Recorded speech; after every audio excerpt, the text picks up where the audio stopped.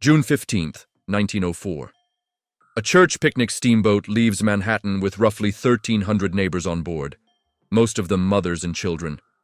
Less than an hour later, the General Slocum is a rolling fire on the East River, and the death toll will be counted in the hundreds.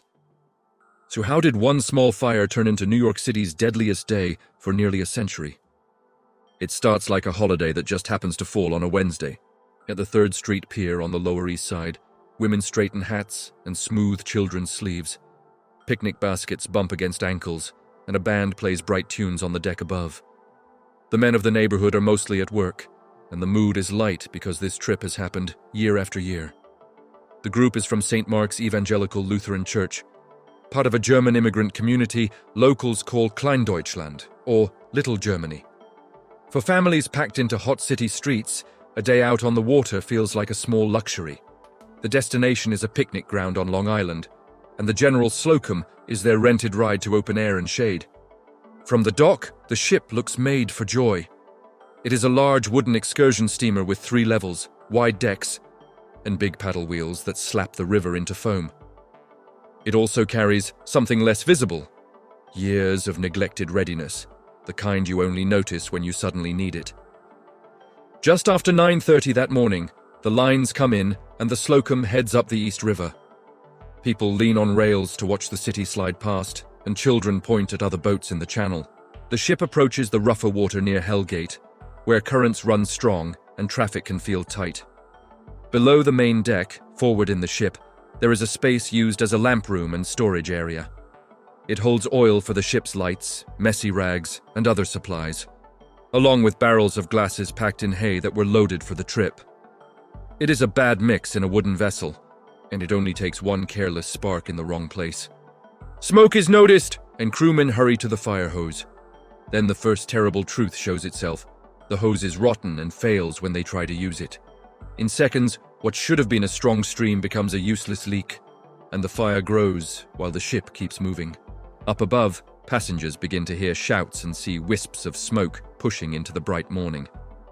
There is no practiced drill to guide them, and no calm voice assigning people to exits or stations. The crowd starts to drift, then surge as the fear spreads faster than any instruction. For crucial minutes, the captain does not act as if the ship is in immediate danger.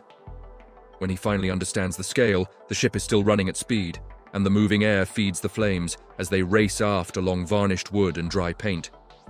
The Slocum becomes a chimney you can see from shore, close enough for people to shout, too far to help. Now the second terrible truth appears. The lifeboats are not ready to save anyone quickly. Some are wired in place, and in the heat and confusion, they cannot be freed in time. Escape routes choke, and the safest space becomes whatever spot is farthest from the fire at that moment. People reach for life preservers, trusting the promise printed by their shape. But many of the vests are old and poorly stored, their covers weak, their stuffing degraded by time and weather. Some crumble in hands that are already shaking, and others do not float the way anyone expects them to. Families make desperate choices in seconds.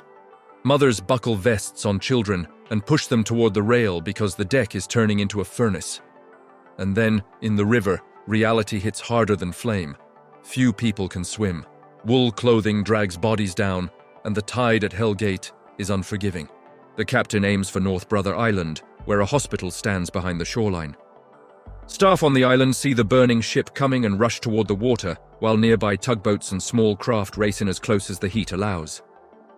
Ropes are thrown, debris is offered as flotation, and rescuers pull survivors from the current until their arms give out.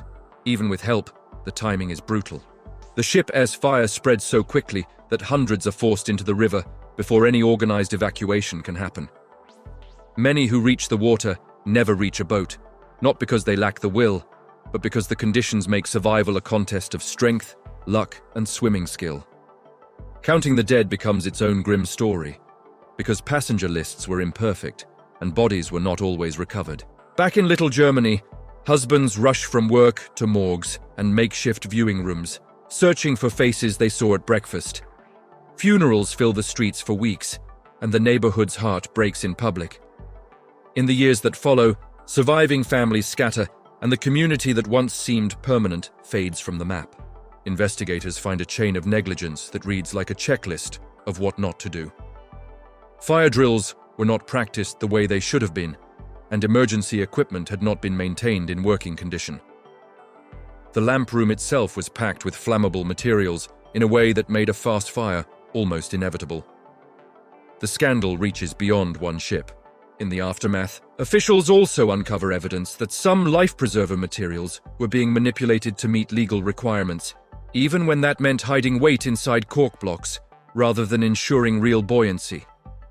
It is the kind of shortcut that looks fine on paper, right up until the moment someone depends on it. Captain William Van Schaik is convicted of criminal negligence and sent to prison, and later he is pardoned. The ship's owners escape with far less punishment than grieving families believe is fair. But the disaster forces a harder look at inspections, equipment standards, and the expectation that crews must be trained for panic, not just fair-weather cruising. Today, most people walk past the memory without noticing it. A memorial fountain in Tompkins Square Park still bears the date, June 15, 1904, a quiet marker for children who never came home. If this story still matters, it is because safety is never just gear on a wall. It is a habit that must be kept alive. So subscribe for more Untold American stories and tell me this. What single safety rule would you have demanded after the General Slocum? And do you think we still cut corners the same way today?